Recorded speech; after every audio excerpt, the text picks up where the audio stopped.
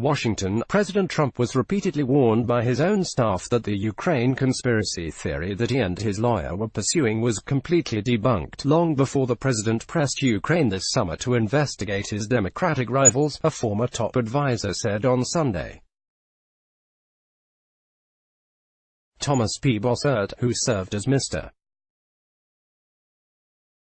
Trump's first Homeland Security advisor, said he told the president there was no basis to the theory that Ukraine, not Russia, intervened in the 2016 election and did so on behalf of the Democrats. Speaking out for the first time, Mr. Bossert said he was deeply disturbed that Mr. Trump nonetheless tried to get Ukraine's president to produce damaging information about Democrats. Mr. Bossert's comments on the ABC program This Week and in a subsequent telephone interview underscored the danger to the president as the House moves ahead with an inquiry into whether he abused his power for political gain.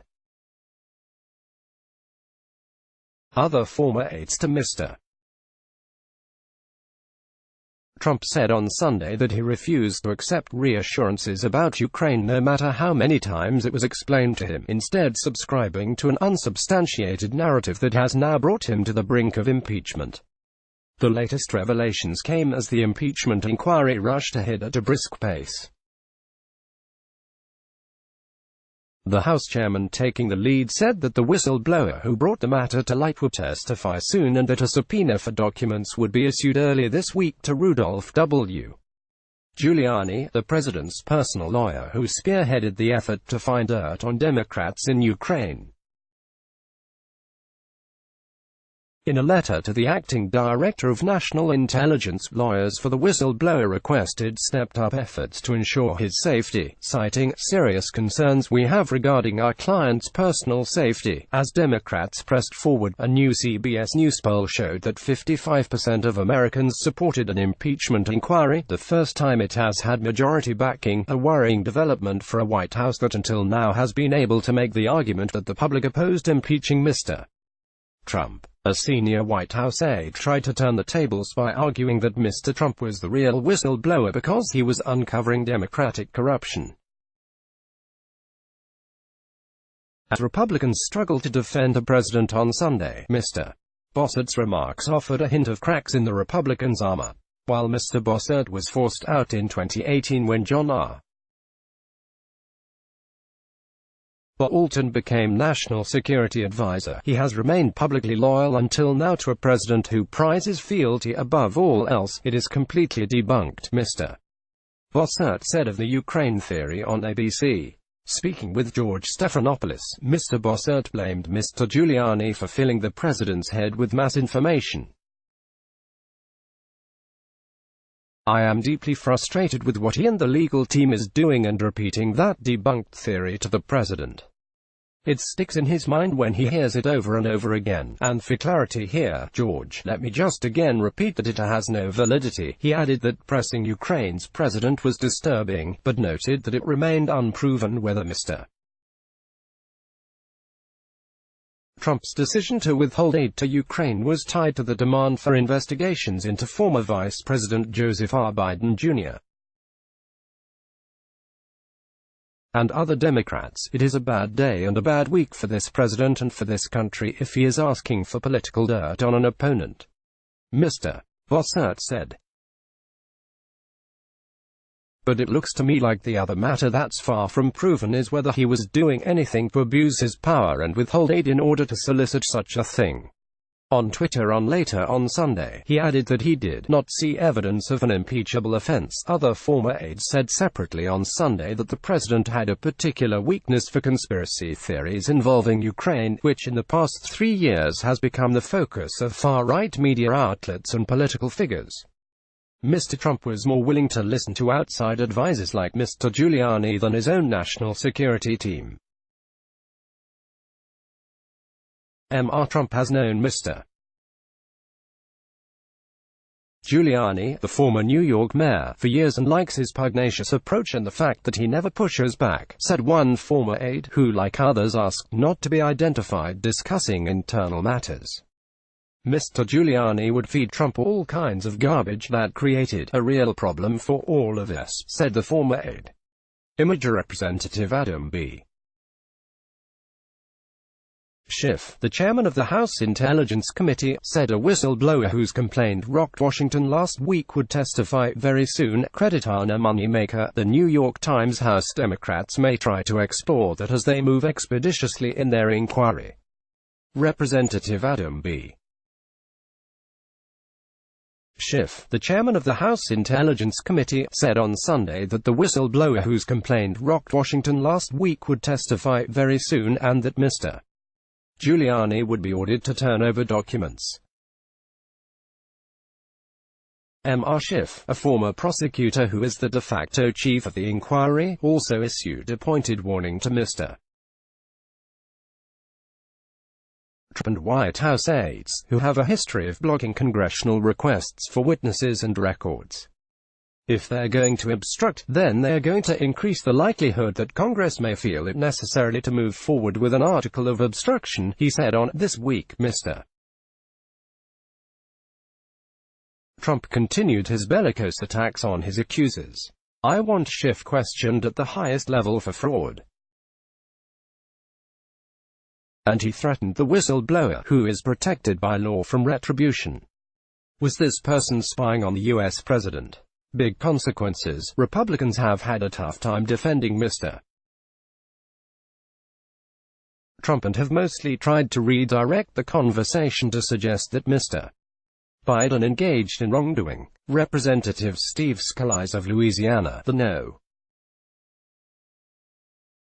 2 Republican in the House, repeatedly changed the subject on Sunday when Chuck Todd, the moderator of NBC's Meet the Press, pressed him on whether he believed a summary transcript of the Ukraine call merited further investigation. Well, they've been investigating President Trump for 2 years, making way for baseless allegations, Mr.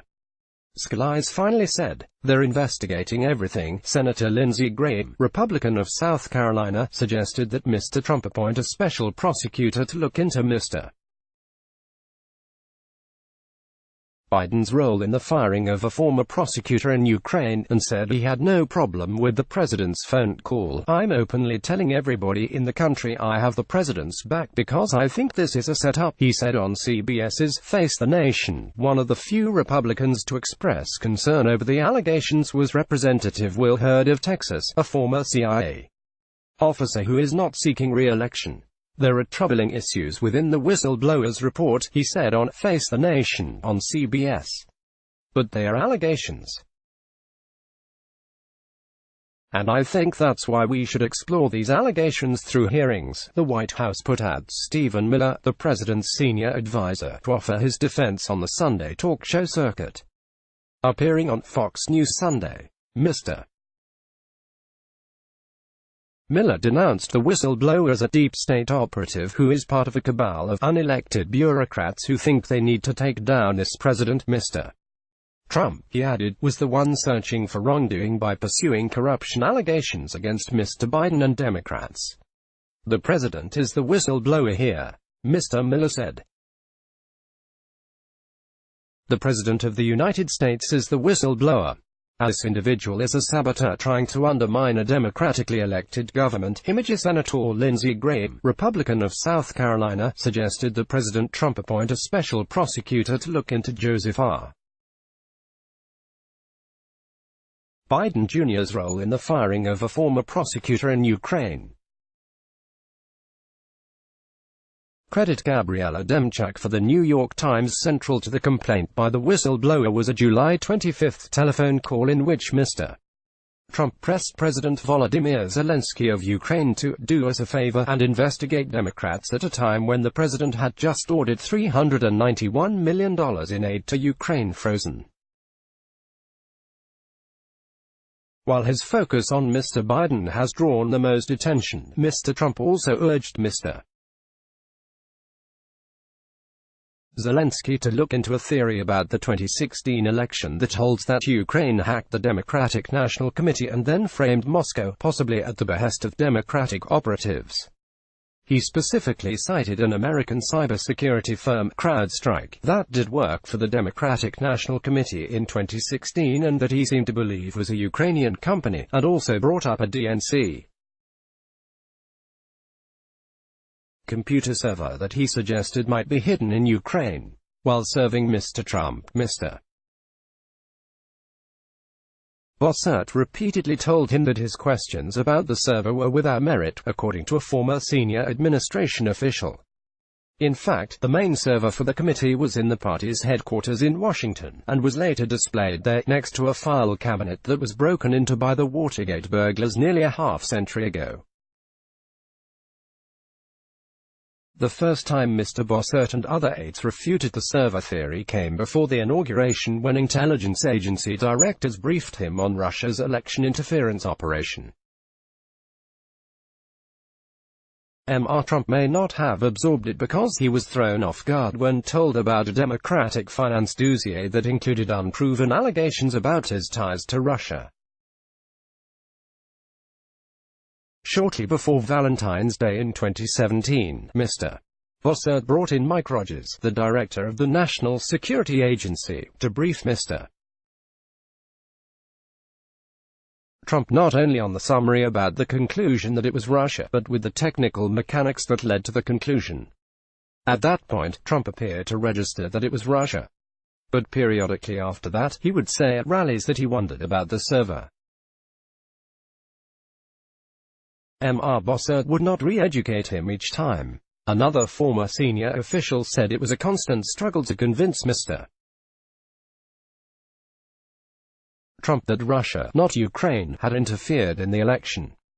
The president would accept it after speaking with his more grounded aides, this official said, but then revert to believing it was a plot by Democrats or Ukrainians or others after speaking with associates outside the administration like Mr. Giuliani. But even as his role in the controversy was debated over the weekend, Mr. Giuliani had the endorsement of Mr. Trump to continue appearing on television on Sunday defending himself and the president. According to two Trump advisors, "I am defending my client the best way I know how," Mr. Giuliani said on This Week, appearing shortly after Mr. Bossert did. In a brief telephone interview after his ABC appearance, Mr. Bossert allowed for the possibility that it was someone other than Mr. Giuliani who had gotten in Mr. Trump's head. "In fairness, I don't know that it was Rudy Giuliani that put that conspiracy theory into the president's head," he said. "I know somebody did and I was under the impression it was Mayor Giuliani. If Mayor Giuliani wasn't promoting the DNC server conspiracy theory, then I apologize." But in his television interview, Mr.